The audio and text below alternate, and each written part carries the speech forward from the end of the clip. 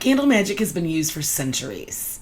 Here's why you should incorporate candle magic into your everyday life. Today, we're going to talk about a brief history of candle magic, why you should be incorporating candle magic into your daily routine, and we are going to talk about some of the physical and energetic safety rules of burning candles. Whether you're brand new to the magical world, or whether you've been on your path for over years and years and years, you'll learn something new here today. Hi, I'm Jen, and I have a candle problem. I have been working with candles for over 30 years in my own personal practice. Sometimes, though, I get a headache from using candles that I want to use, or they aren't quite right for what I'm looking to accomplish. Many are made of inferior materials, which is actually why I got into candle making. Let's talk about the headaches. I know a lot of people who get headaches from using candles. Some headaches can be caused by artificial fragrance, such as like fragrance oils. I have a particularly vehement negative reaction to things like pumpkin pecan waffle. As a friend and I were just discussing, keep your bakery scents in my bakery goods and not in my candles. You can also get headaches from artificial colors. These are things that can also deteriorate the indoor air quality of your space. So artificial fragrance for sure. That is pretty well known. Artificial colors is another one. A lot of people put candle dye in their colors and in their candles, and while that is magically appropriate and can be really useful in whatever you're trying to accomplish, it doesn't always contribute to your improvement of your indoor air quality. The quality of your wax may also contribute to a headache. So you want to steer clear of things like paraffin, and you want to go with a more natural plant-based wax like soy or a coconut apricot, something along that lines. I use exclusively soy wax in my candles, and I put them in, instead of using artificial colors in my candles, I put them in pretty little tins. I may have to switch that up soon. That's another topic for another day. Certain wicks can also cause a headache because wicks affect the burn quality of your candle. They absorb the wax and the fragrance that is in there, and they can be, they can contribute to harmful indoor air quality. So you want to look for 100% cotton wicks. Absolutely look for lead-free wicks. Don't say that 5 times fast. Because here we are in 2025, and there are some shady manufacturers who are still using lead in their wicks. It has officially, I believe, been outlawed by Consumer Product Commission, I want to say. Safety Commission. So I wanted to create a candle that solved all of these problems. So I did. And I firmly believe that you deserve better candles. On this channel, I hope to get into not just my candles, but what you want to look for in other candles. Things that'll help you accomplish your magical goals. Let's begin with some house rules.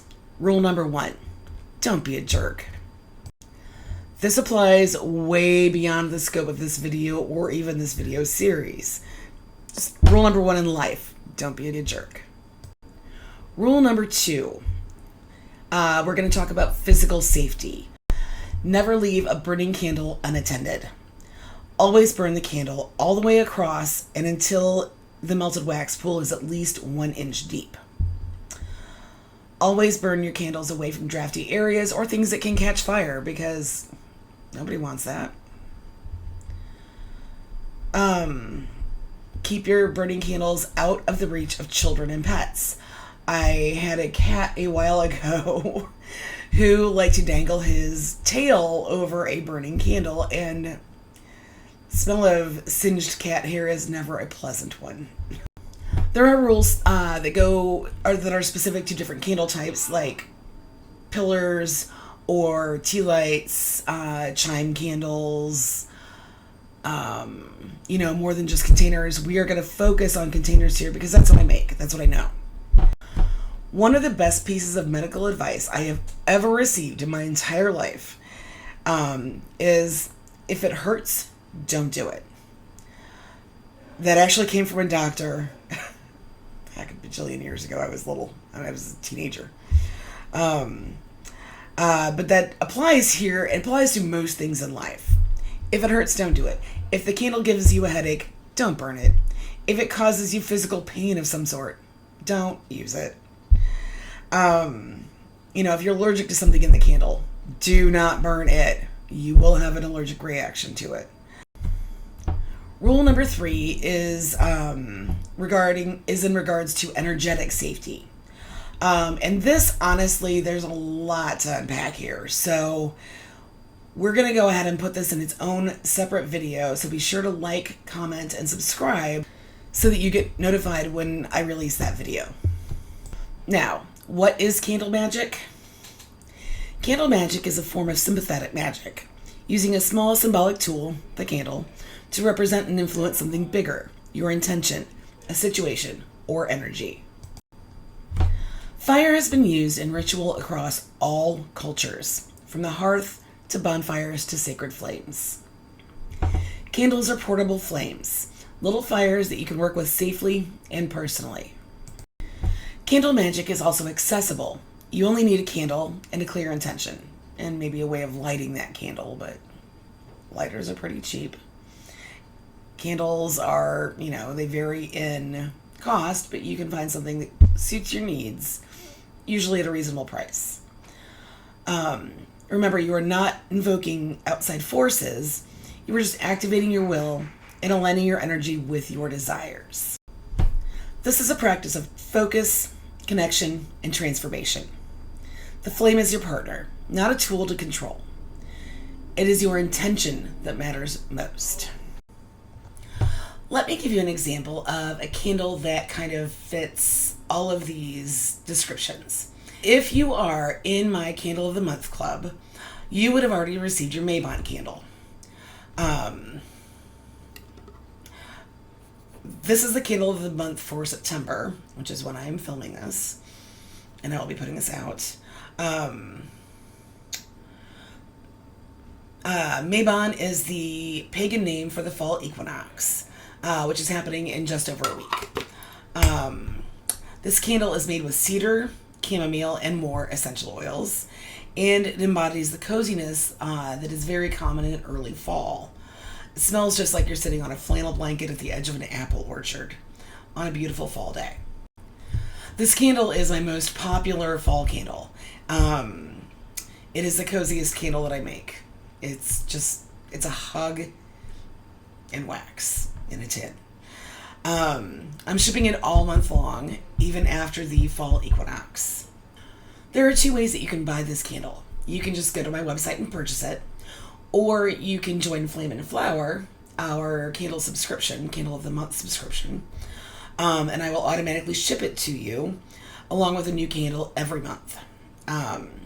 You can go to the website for more details, but this is the candle for September. Now, if you're here, I'm guessing you might want more than just a candle a month. But if you do just want a candle without all the woo-woo, you can also sign up for the Candle Society, which is my Candle of the Month subscription also, but without access to Illuminating Intention, a course I have written about and recorded about candle magic and how to perform it, etc. And this is kind of going to be like that, only lighter is what I'm kind of envisioning, but also deeper in other aspects. With the Candle Society, you won't have access to Illuminating Intention, a beginner's guide to candle magic, I think is what I called it, which is a full course for beginners on my website. For access to that, you would need to join Flame and Flower. So the link to both will be in the description. If you're ready to embrace this type of work and connection, be sure to like this video, subscribe to the channel, as it really helps me out, and that way you'll be informed whenever we make new content. All right, we'll see you next week. Thanks. Peace out.